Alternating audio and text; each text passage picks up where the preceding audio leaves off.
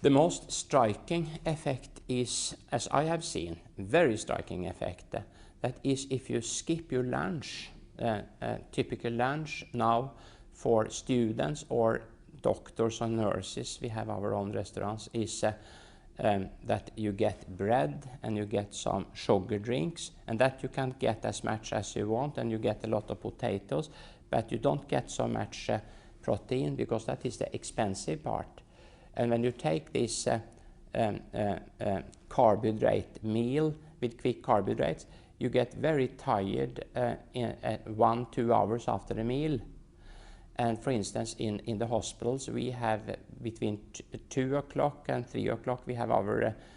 post-education lessons and so on. And then when you have that between 2 and 3, and the lunchtime is around 12, at least 80%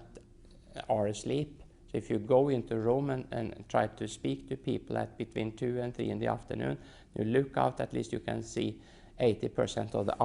eyelid closed now and then, because they are so tired. And this, that you are so tired, is a sign that you in a way are healthy,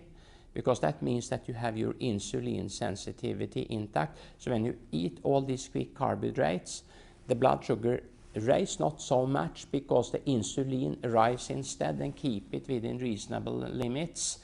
And then it rises too much, so when the lesson starts at 2 o'clock, insulin is still high to control this sugar, and then you overshoot, so you get low blood sugar, and then it's very difficult then to keep your intellectual performance.